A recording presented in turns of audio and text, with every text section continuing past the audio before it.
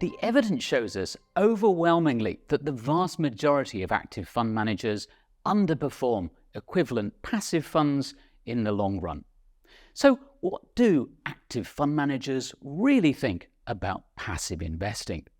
Well, researchers interviewed 70 people involved in active fund management in London, New York, and Chicago, and they received some very surprising answers.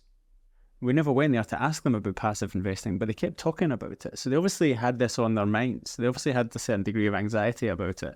And what they kept telling us about passive investing was that it's growing and it's disrupting their market share. Passive is eating their lunch. More and more funds are going over to passive, away from their space, the active fund management community.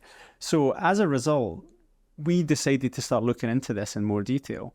So we started to ask them more questions about passive investing and why it was such a big deal, how it was changing the way in which they operated, whether they thought they had a future in the active fund management space, and what the merits or disadvantages were of, say, a passive investing approach versus an active investing approach, and vice versa. Researchers always take notice when people want to talk about something that they haven't actually been asked about. So what exactly was it then that the fund managers said about passive investing that so surprised them? The thing that surprised us the most, that there were so many active fund managers that saw the benefits of passive investing, to the point where some of them even said to us, all of my own money is in index funds. Index funds is the main type of passive investing vehicle.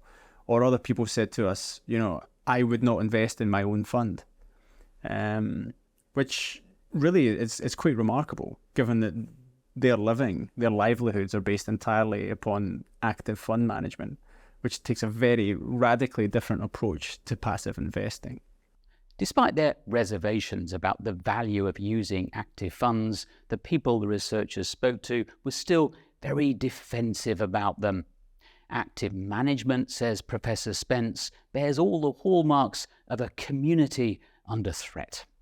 So in the paper, we use the phrase epistemic opportunism, which is kind of a kind of fancy way of saying that the people we interviewed used kind of convoluted arguments to try and justify that their way of approaching the market, of understanding the market and acting upon the market, and ultimately investing in the market was the right way. When communities are under threat, they tend to do various things. They tend to sort of hunker down and defend their own identity. And we saw this in the people we interviewed, who kept saying, well, I can compete with supercomputers, or I can do fundamental analysis and speak to someone on a barge in New Iberia, or I can interpret the body language of a chief executive in a way that a passive fund cannot.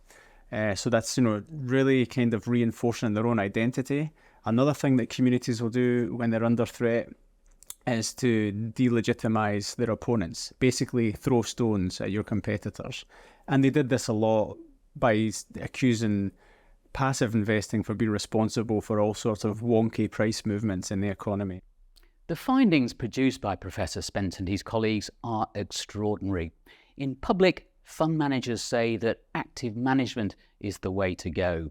In private, many concede that passive investing is superior, and some even invest their own money that way. If that's what active managers really think, do you honestly want to invest in actively managed funds?